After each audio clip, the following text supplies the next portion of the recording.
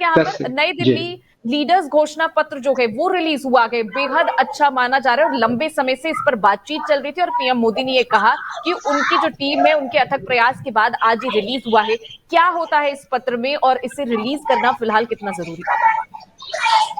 यहाँ का एक चीज याद रखना पड़ेगा, ये G20 मीटिंग है, ये एसेंशियली फाइनेंशियल ओरिएंटेड है, इकोनॉमी जो है वर्ल्ड की इनको ओरिएंट करके चला हुआ है। तो इसमें दो मेन ट्रैक हैं, एक है इकोनॉमिक ट्रैक, फाइनेंशियल ट्रैक, और दूसरा है शेरपा ट्रैक। शेरपा ट्रैक जो है उसमें सारे ह्यूमन सेंट्रिक जो इश्यूज हैं वर्ल्ड के सामने में, खास करके G20 के सामने में, उसको हाईलाइट किए जाते हैं और उसमें सारे ह्यूमन एंगल आते हैं, चाहे खान पान हो, चाहे कपड़े लत्ते हो, चाहे वहाँ का आर्ट हो, वहाँ की कला हो, वहाँ का क्लाइमेट हो, टूरिज्म हो, सारी चीजें। मतलब इंडिया में आप जितने भी दृष्टिकोण दे सकते हैं कि इस दृष्टिकोण में ह्यूमन का एक पहलू है, उसको उजागर किया हुआ है पिछले एक साल में।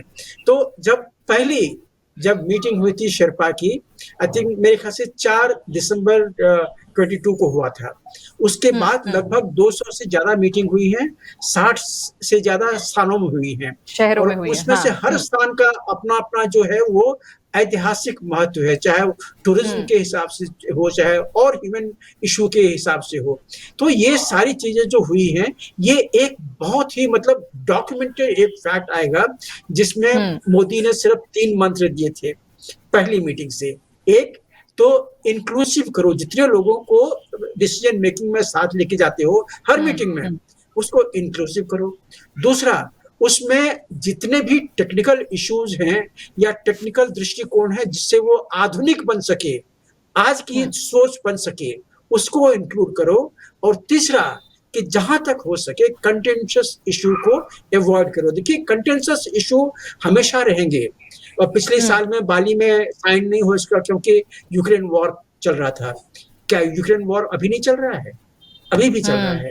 देखिए, ये इस तरह के कंटेंशियस इशू हमेशा आपके साथ में रहेंगे, और कंटेंशियस लोग, नेशंस भी हमेशा रहेंगे। क्या आप चाइना को डिस्कार्ड कर सकते हैं? क्योंकि चाइना का जो थॉट प्रोसेस है वो एक्सपेंशनिज्म का है, वो अपनी भलाई इसको जहां पे दिखेगा वो करेगा, दूसरों के बारे में नहीं सोचेगा।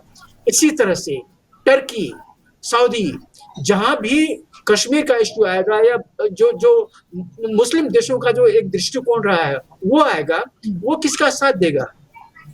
टर्की हमेशा रेडिकलिज्म के साथ ही रहेगा। आज के दिन में तो हम समझते हैं कि टर्की मतलब रेडिकल नेशन।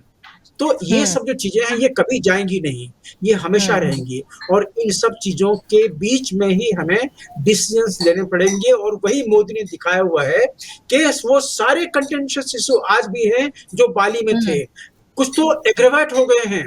जो फूड चेन है वो डिसरप्ट हो गया है, जो ग्रेन वहां से आ रहे थे ब्लैक सी से वो खत्म हो गए हैं। अब ये डर्टी बॉम्ब्स जो है वो यूक्रेन जा रहे हैं। अगर डर्टी बॉम्ब एक भी मतलब जो यूरेनियम डिप्लेटेड यूरेनियम बॉम्ब है, अगर एक भी गिरा गया तो उसका रिपरकशन होगा रशिया की तरफ से।